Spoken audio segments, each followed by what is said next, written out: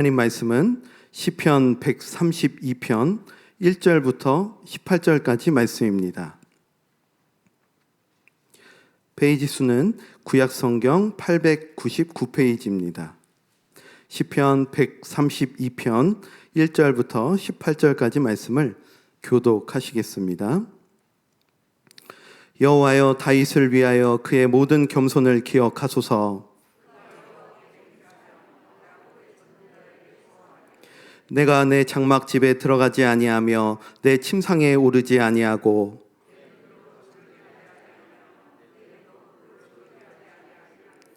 여호와의 처소 곧 야곱의 전능자의 성막을 발견하기까지 하리라 하였나이다.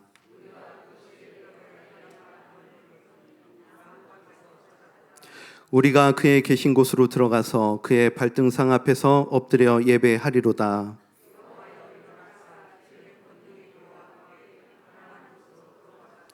주의 제사장들은 을을 옷 입고 주의 성도들은 즐거이 외칠지어다.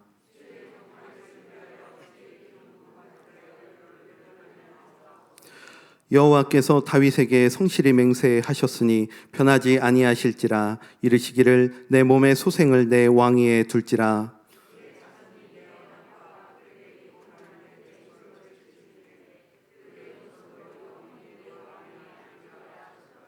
여호와께서 시온을 택하시고 자기 거처를 삼고자 하여 이르시기를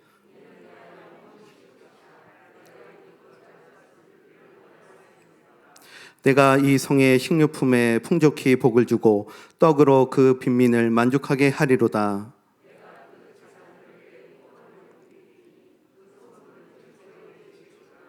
내가 거기서 다윗에게 뿔이 나게 할 것이라. 내가 내 기름 부음 받은 자를 위하여 등을 준비하였도다. 그에게는 왕관이 빛나게 하리라 하셨도다. 아멘. 이 시간 다임 목사님 나오셔서 주님을 향한 열심과 사모함이라는 제목으로 말씀 전해주시겠습니다. 할렐루야. 지금 몇 월 달이죠? 와, 세월이 너무 빠르지 않습니까?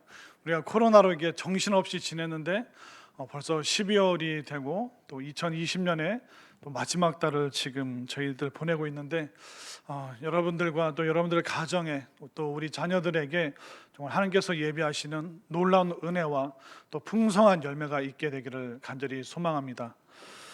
자, 여러분들 우리나라의 결혼 풍습에 대해서 좀 아실 겁니다. 조선 시대 때는 결혼을 옛날 방식으로 했죠.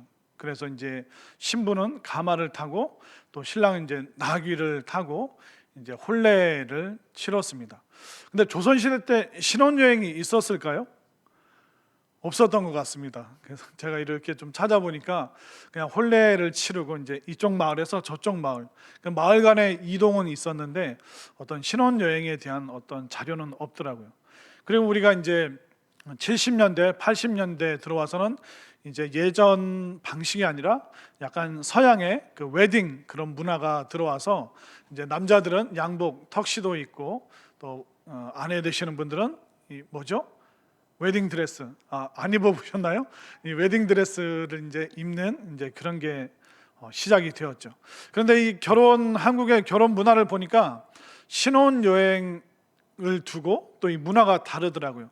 혹시 여기 신혼여행을 경주, 설악산, 수안보, 속리산 그런 데 가신 분들 계신가요? 지금 손 들고 싶은데 막 손을 꽉 잡고 계신 분들이 계세요.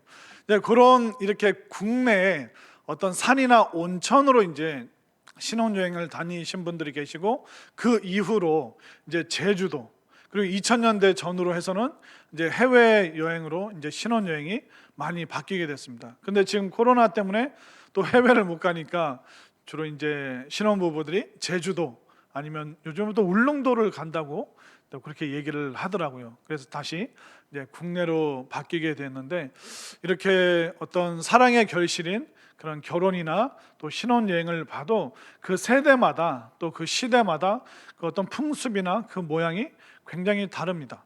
그리고 어떤 사랑을 표현할 때도 조선시대 보니까 이렇게 글로 서신으로 당신을 얼마나 흠모하는지 그런 글을 쓴 내용들이 많이 발견이 되고요. 그리고 예전에 우리가 연애 편지를 썼죠.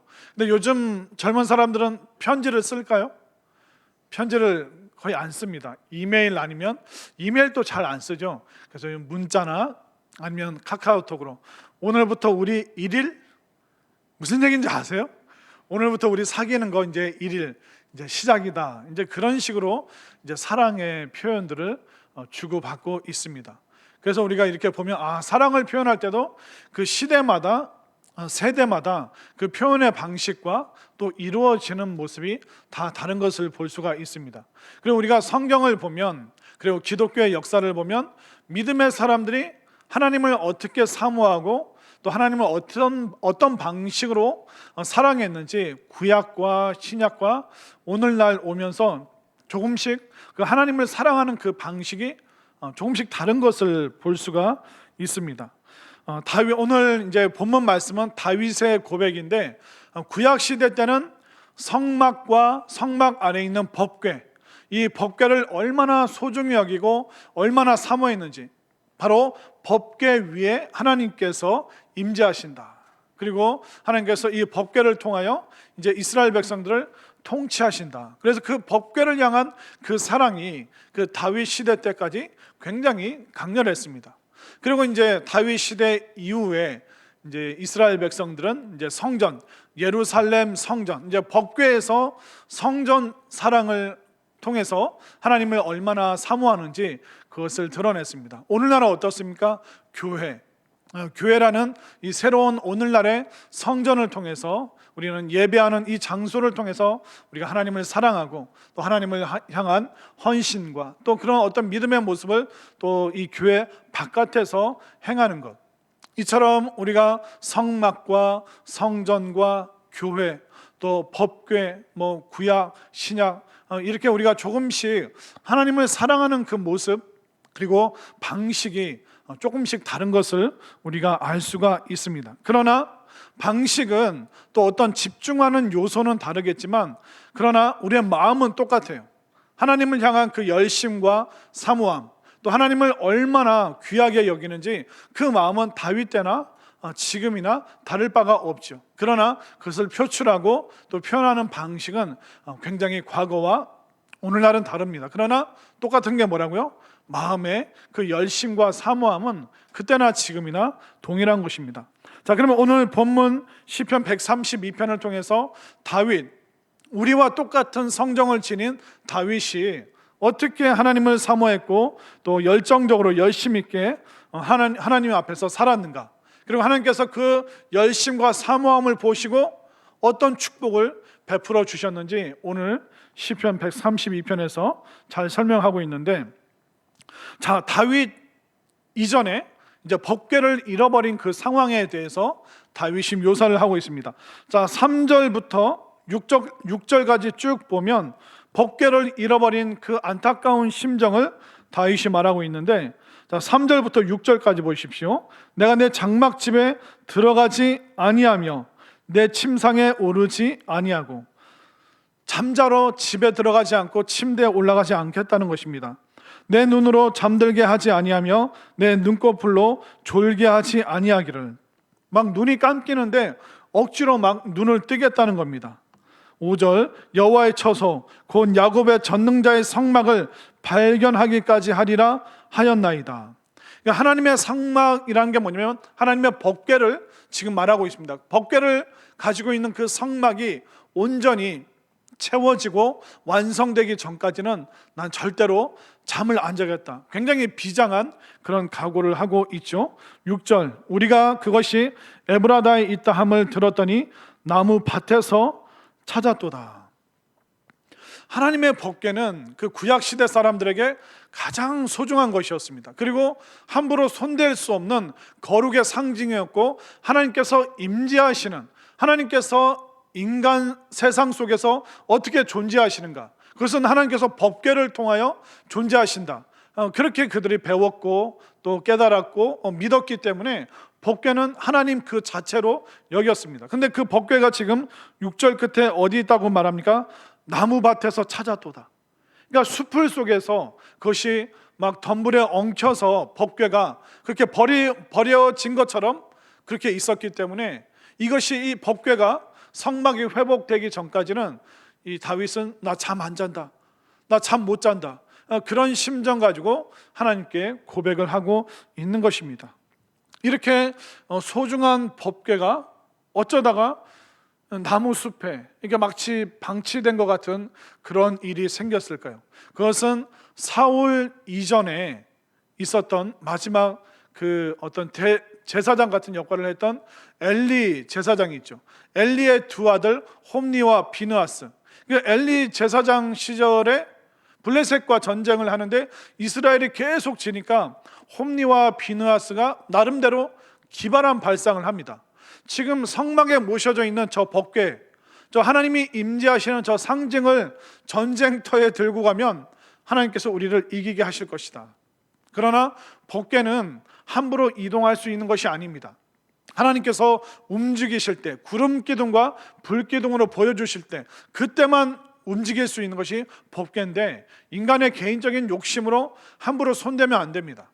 근데 홈니와 비느하스는 본인의 마음을 바꾸고 본인들의 신앙, 그들의 우상 숭배했던 것을 다 끊어야 되는데, 음란한 것을 다 끊어야 되는데 삶의 변화는 안 일어나고 법궤를 마치 요술 지팡이 같은 그런 역할로 만들어서 그 법궤를 전쟁터로 끌고 간 것이죠. 그러나 처참하게 패하게 되고 두 아들이 죽고 아들의 죽음 때문에 그 엘리 대제사장이 비둔한 몸을 가졌던 그가 목이 부러지면서 죽게 되는 비참한 역사. 근데 이 블레셋에 빼앗긴 법궤가 한 장소에 있지 않았습니다. 이제 실로에 있던 법궤를 가지고 왔는데 빼앗기면서 블레셋 사람들이 그것을 아벡이라는 도시에 놓고 아스돗, 가드, 에스글론, 벳세메스, 기랏 여아림, 계속 법궤를 옮길 때마다 그 도시의 재앙이 떨어집니다. 종기가 나고 사람들이 죽게 되고 밭에 작물이 마르게 되고, 그러니까 계속 그 블레셋 전역에 그 법궤를 계속 옮기는데 옮기는 곳마다 이제 심판과 재앙과 멸망이 있었죠. 그러다 보니까 이제 마지막으로 종착한 것이 기란 여아림, 아비나답의 집에 그 법궤를 보관했는데 결국 아비나답이 소유가 있던 그 밭에다 그냥 방치를 해버립니다. 무려 20년 동안.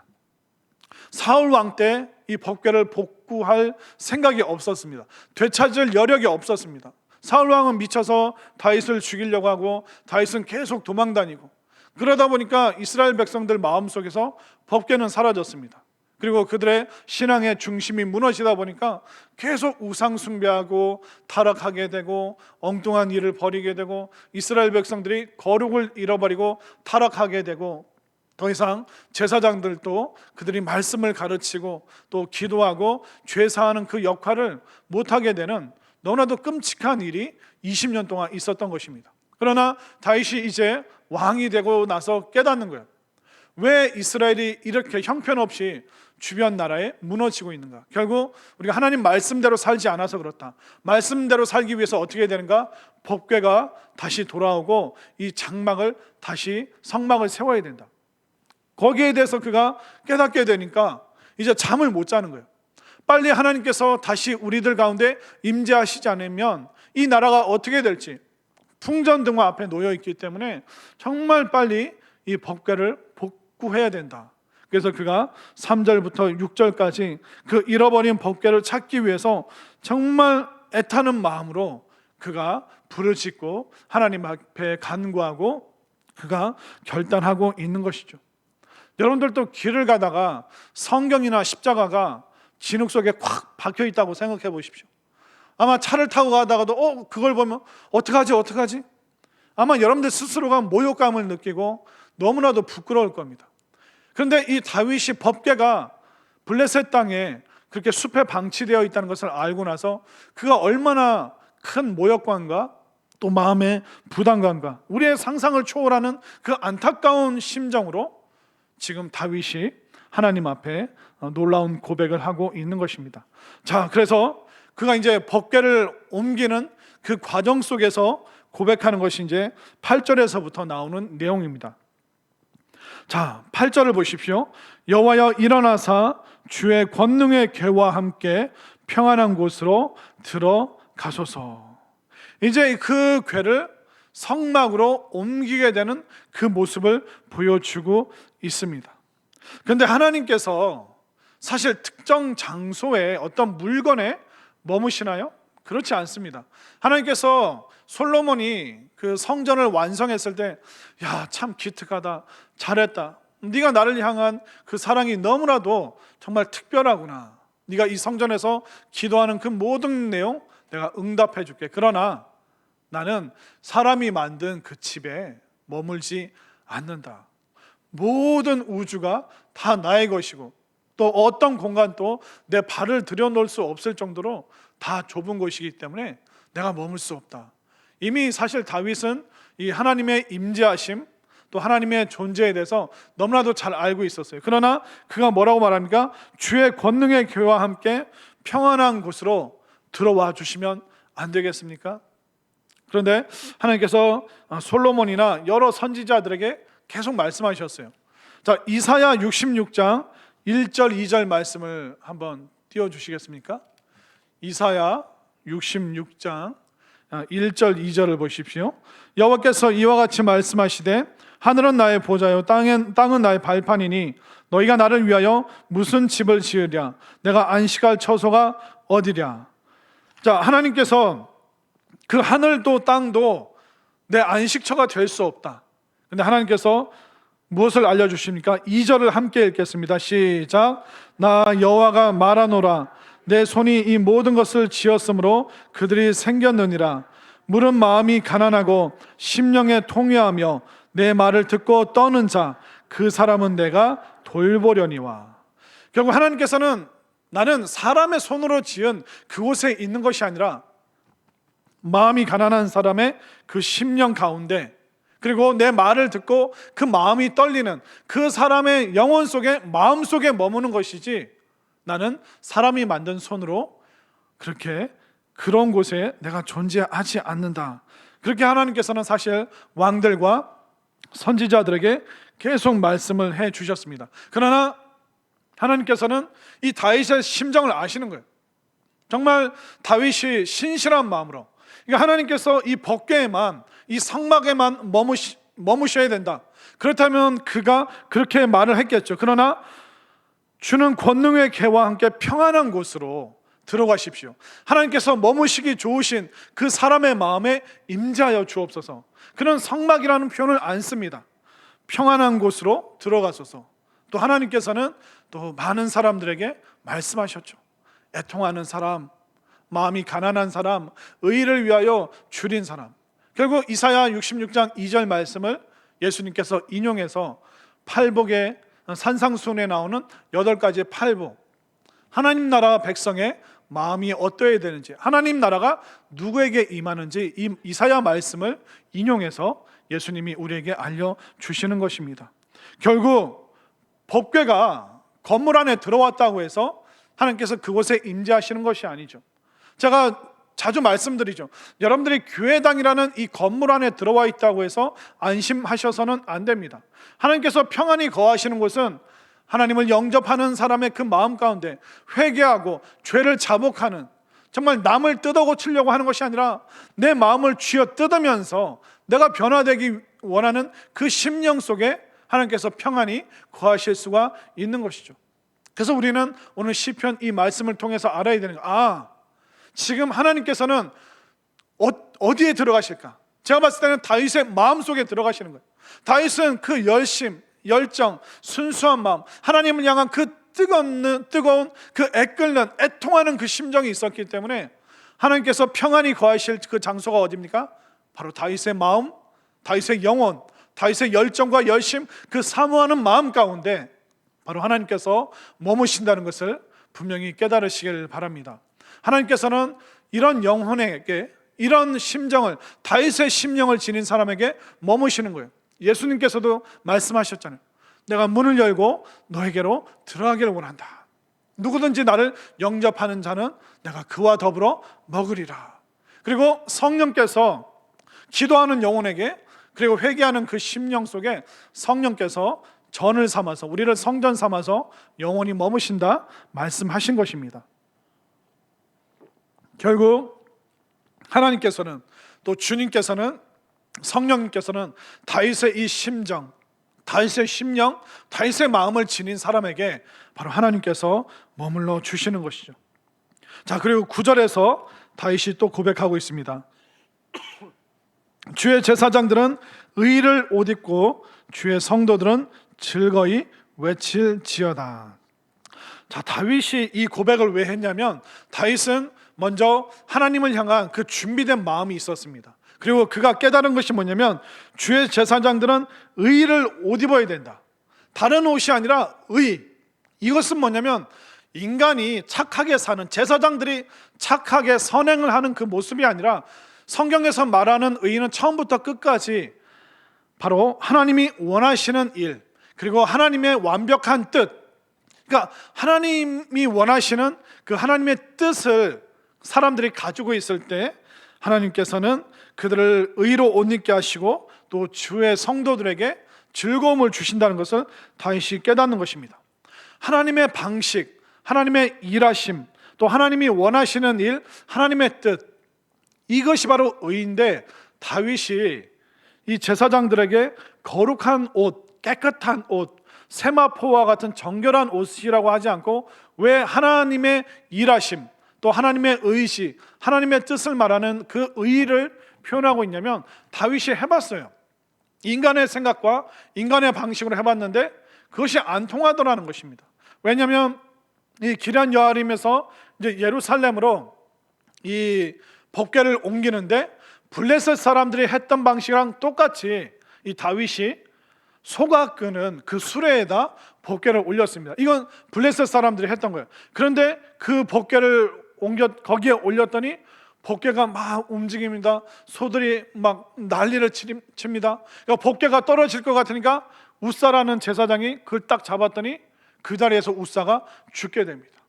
이해가 안 되죠? 그러나 하나님의 의라는 것은 뭐냐면 하나님의 기준이 있다는 거예요. 하나님의 뜻이 있다는 거예요. 아니, 법궤가 또 땅에, 진흙탕에 떨어지면 안 되잖아요. 그걸 막은 것이 잘못입니까?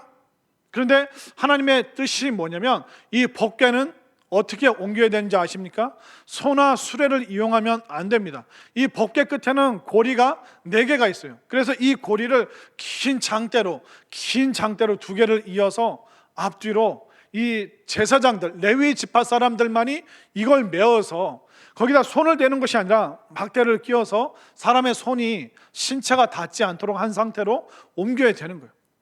그러니까 이 우사가 죽게 되고 결국 오벳 에돔의 집에 그 법궤를 둘 수밖에 없었습니다. 3개월 동안 다시 말씀을 통해서 다윗이 깨달은 거예요. 아, 우리의 열심, 우리의 의, 이걸로 되는 것이 아니구나.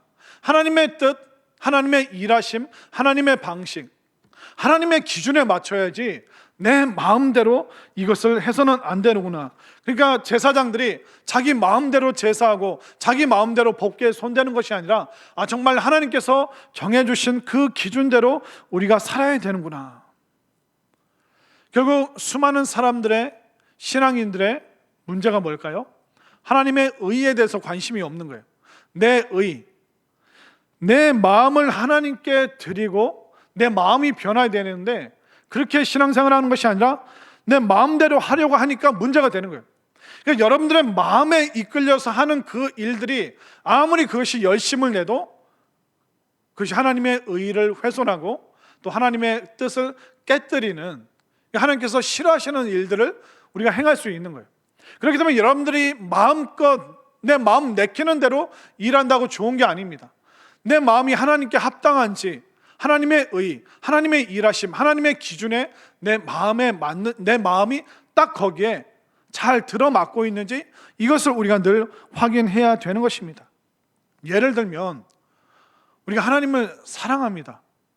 그런데 잘못된 방식으로 하나님을 사랑하면서 그것이 올바르다라고 말씀하시는 분들이 있습니다. 예를 들면 지금 강대상이 있죠. 어떤 분이 본인 이름으로 이 강대상을 헌물하잖아요. 어떤 권사님이 예를 들어서 이 강대상을 헌물했다고 하면 이 강대상이 그 5년, 10년 되고 오래돼서 이 교회 분위기랑 맞지 않아요. 그러면 이 강대상 바꿀 수 있나요? 목사님과 당회원들이 저 강대상 다음 주에 치우고 새 거 사다 놓죠. 그러면 아무 문제 없이 이게 일이 통과되나요? 교회에서? 문제가 생깁니다. 이 강대상 치우려고 하면 누가 나자빠집니까? 왜 웃어요? 어디서 많이 들어보셨어요? 그 헌물하신 권사님이 이제 머리에 수건을 동이고 이제 알아놓는 거예요. 목사님이랑 장로님들이 나를 무시한다고, 내가 주님을 얼마나 사랑하는데, 하나님을 얼마나 내가 사랑하는데, 그래서 제일 좋은 10년 전에 제일 좋은 강대상 내가 했는데 내 눈에 흙이 들어오기 전까지는 목사님 안 됩니다. 그 강대상 치우면 안 됩니다. 이게 대부분의 교회에서 일어나는 왜곡된 형태의 하나님을 사랑하는 마음입니다. 그분이 어떤 마음을 가져야 될까요? 이거 내가 헌물했으니까, 내가 기증했으니까 나 죽기 전까지는 절대로 못 바꾼다. 그 하나님을 향한 열심일 거라고 생각합니다. 그렇지 않습니다. 그런 분들은 어떤 마음을 품어야 될까요? 목사님, 나 말고 다른 사람들도 강대상 헌물하고 싶다고 하면 제 거 치우시고 그분들이 그 헌물한 거 그거 놓으셔도 좋습니다.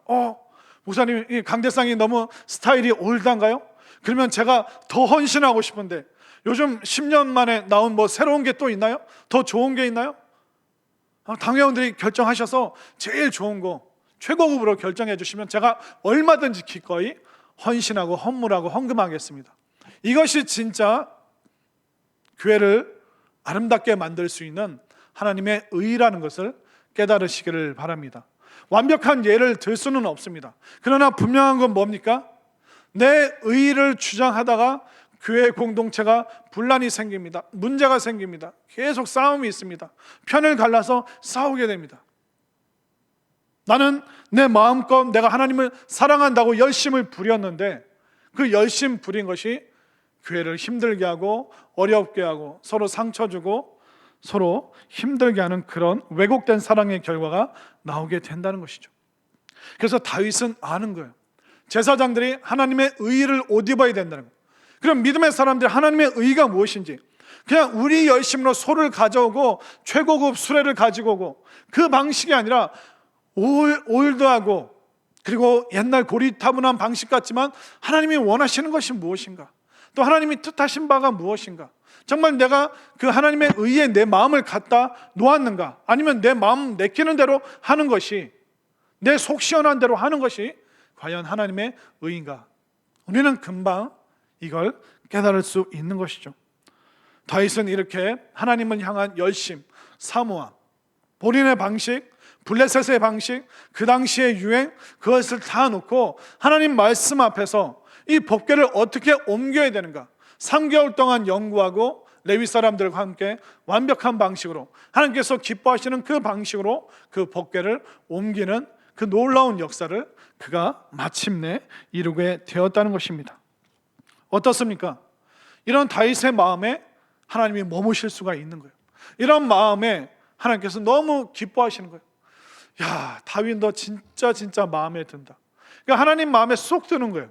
그랬더니 하나님께서 다윗의 그 열심과 사모함을 너무 기뻐하셨어요. 어떤 말씀을 주실까요? 11절로 가볼까요? 11절, 여호와께서 다윗에게 성실히 맹세하셨으니, 하나님께서 사람 다윗에게 진실되게 성실하게 맹세를 하셨습니다. 그리고 맹세하셨으니 변하지 아니하실지라, 이르시기를 내 몸의 소생을 내 왕위에 둘지라. 와, 이거 얼마나 놀랍습니까?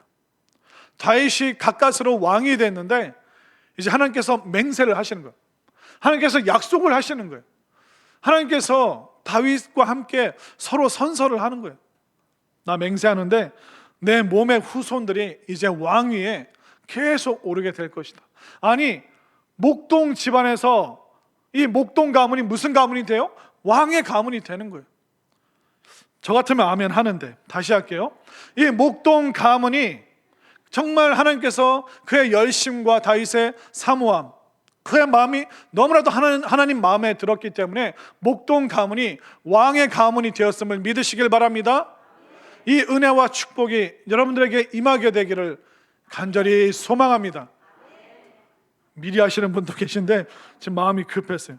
그런데 제가 오늘 본문 말씀 보면서 깜짝 놀란 게 뭐냐면 11절 말씀도 놀랐는데 근데 그 앞에 있는 2절 말씀이랑 11절 말씀이 똑같아요. 자, 2절 말씀을 볼까요? 2절 말씀 다 함께 읽겠습니다. 시작. 그가 여호와께 맹세하며, 거기까지. 다윗이 여호와께 맹세했어요. 맹세했더니 11절로 가보십시오. 11절 읽겠습니다. 시작. 여호와께서 다윗에게 성실히 맹세하셨으니. 아멘. 다윗이 하나님을 위해서 헌신했더니 이제 하나님께서 11절에서 다윗을 위해서 헌신하시는 거예요. 다윗이 하나님을 향해서 맹세했더니 하나님께서도 다윗을 향해서 마치 선서를 하시듯이 맹세를 하십니다. 그런데 성실히 맹세하셨어요. 다윗은 여호와께 맹세했는데 여호와께서는 다윗에게 성실히 맹세하셨다. 저는 이 말씀 보면서 너무 놀라운 거예요. 그냥 내가 기도하고 내가 정말 남들 모르게 헌신하고 내가 그렇게 했던 거 하나님께서 같이 맹세를 해주시는 거예요. 네가 나를 향해서 그런 열심과 사모함을 보였어? 와, 네가 너무 마음에 든다. 다윗, 난 네가 너무 마음에 든다. 내가 이제 너를 위해서 성실하게 맹세할게. 그러면서 이제 12절부터 하나님께서 축복의 약속을 주시죠. 12절, 내 자손이 내 언약과 그들에게 교훈하는 내 증거를 지킬진대 그들의 후손도 영원히 내 왕위에 앉으리라. 11절에 왕위에 둘지라 말씀하시고 왕위에 앉게 될 것이다. 이제 양치는 가문이 확실한 왕의 가문이 될 수 있도록 하나님께서 그 가문의 위상을 바꿔주신 거예요. 정말 여러분들도 하나님 마음에 쏙 들게 열심과 열정을 다해서 단순히 교회라는 건물 안에 들어온 것이 아니라 여러분들 마음에 하나님을 모시고 신실하게 정말 열정적으로 살아갈 수 있게 되기를 바랍니다. 자, 그리고 이제 하나님께서 13절부터 실제적인 축복, 우리에게 필요한 것들을 막 부어주십니다. 13절, 여호와께서 시온을 택하시고 자기 거처를 삼고자 하여 이르시기를. 14절, 이는 내가 영원히 쉴 곳이라 내가 여기 거주할 것은 이를 원하였음이로다. 분명히 하나님께서 솔로몬과 이사야 66장 2절 말씀을 통해서 1절 2절을 통해서 나는 우주 만물을 창조했는데 그 피조물 거기에 내가 머물 수 없어. 나는 사람의 영혼에 그 상한 10년 가운데 통회하고 자복하는 그 10년 가운데 머물게 돼. 그렇게 말씀하셨는데 다윗에게 다른 약속을, 반대의 말씀을 주시잖아요. 그 법궤를 모셔놓은 그 성막, 그리고 성전을 보시면서 하나님이 14절에 이는 내가 영원히 쉴 것이라 내가 여기 거주할 것은 이를 원하였습니다.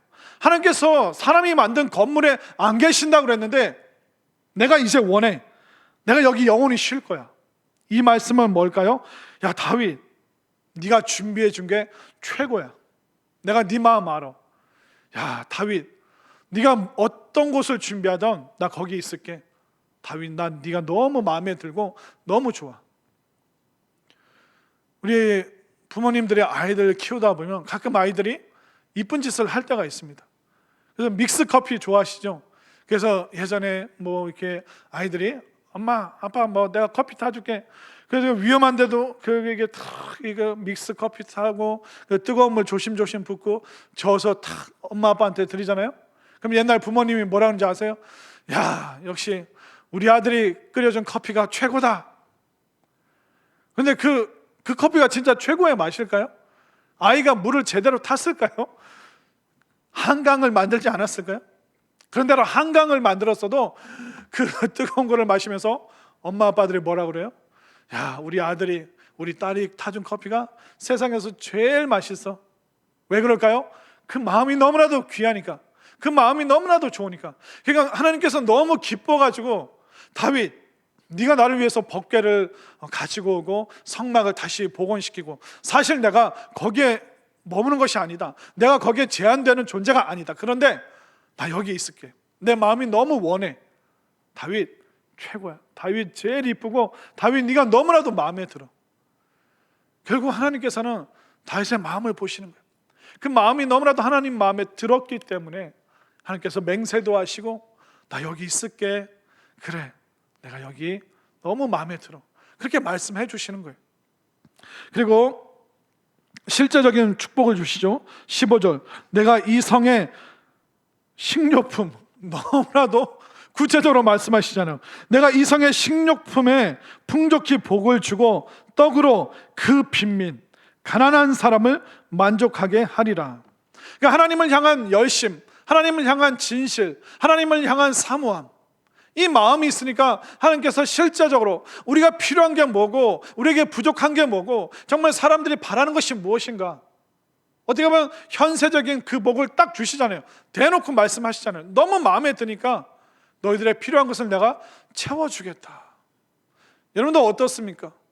우리는 진짜 하나님 마음에 딱 들게 그렇게 생활했는지, 아니면 세상에도 발 걸치고 있고 하나님께도 발 걸치고 있고, 그러다 내 마음 내키는 대로 내 욕심껏 했다가 내 욕망껏 했다가 그러다가 또 실패하면 하나님께 와서 잘못했다 그러다가 또 시간 지나면 회복되면 또 내 마음대로 살고. 그러나 다윗은 그러지 않았다는 거예요. 다윗이 너무나도 하나님 마음 흡족하게 그가 결단했기 때문에, 그가 어마어마한 성과와 성취를 드러낸 것이 아니라 하나님 사랑합니다, 하나님 사모합니다, 하나님 우리 곁에 계셨으면 좋겠어요, 하나님 모시고 싶어요. 그 마음에 하나님께서는 실제적인 축복, 식료품과 그 빈민을 배부르게 하는 그 떡을, 우리에게 너무 필요한 것을, 일상의 축복을 지금 베풀어 주시잖아요. 16절, 내가 그 제사장들에게 구원을 옷 입히리니. 아까는 제사장들의 의를 옷 입었잖아요. 하나님의 기준, 하나님의 일하심, 하나님의 뜻, 그 의를 옷 입었더니 어떻게 됩니까? 그들이 구원을 보게 됩니다. 그 성도들은 즐거이 외칠지어다. 이제 우리가 구원받는구나. 우상 숭배했던 우리가, 음란했던 우리가, 정말 하나님을 떠났던 우리가 하나님의 의로 말미암아 이제 구원이 우리에게 임재했구나. 하나님께서는 실제적인 복도 주시고 진짜 죄 사함 받는 그 구원을 다윗의 심령을 지닌 사람에게 베풀어 주신다는 것을 깨달으시길 바랍니다. 끝이 아니에요. 17절, 내가 거기서 다윗에게 뿔이 나게 할 것이라. 이게 못된 송아지 뿔 난다고 하는데 그건 우리 동양적인 사고방식이고요. 이 이스라엘과 이쪽 고대 근동의 뿔이라는 것은 뭐냐면 황소나 이런 염소가 가지고 있는 것인데, 그 산에서 사는 사냥, 염소, 소들 보십시오. 뭘로 싸웁니까? 총이나 칼이 아닙니까? 그들에게 있는 가장 강력한 무기가 뿔이라는 거예요. 그러니까 뿔은 힘을 상징하고 승리를 상징하는데, 이제 다윗, 네가 누구와 싸우든 내가 백전백승할 수 있도록, 이제 다윗에게 뿔을 주신다는 것은 그가 승리할 수 있도록, 어떤 전쟁을 나가든 모든 나라를 이길 수 있는 그 권세를 주신다는 거예요. 다윗이 어마어마한 걸 하나님께 드린 게 아니에요. 마음 드린 거예요. 하나님, 내 마음 받아주세요. 하나님 너무 사랑해요. 정말 하나님만 소망하고, 나 하나님을 위해서라면 잠도 안 자고 정말 뜬 눈으로 밤을 새우면서도 정말 하나님을 진짜 만나기를 원해요. 그 마음이 너무나도 하나님 마음에 쏙 드니까 하나님께서 그에게 승리를 주시는 거예요. 승리하는 왕이 되는 것이죠. 18절 말씀, 내가 그의 원수에게는 수치를 옷 입히고 그에게는 왕관이 빛나게 하리라. 명예롭게 해주신다는 거예요. 하나님께서는 그 열심과 사모함, 열정을 지닌 다윗, 그에게 이 땅에서 누릴 수 있는 그 모든 것, 제가 봤을 때 이것은, 다윗이 받아 누리고 있는 이 축복은 뭐냐면 천국의 한 조각을 띄어서 하나님께서 다윗에게 탁 그 마음판에 딱 붙여주신 건데, 이 천국의 한 조각 조각이 여러분들에게, 또 여러분들의 가정에, 여러분들의 가문에 딱 붙어있게 되기를 간절히 소망합니다. 다윗이 하나님을 향하여 헌신했더니 하나님께서 다윗을 향하여 헌신하셨습니다. 너무너무 오늘 이 말씀이 우리에게 위로가 되는 것이죠.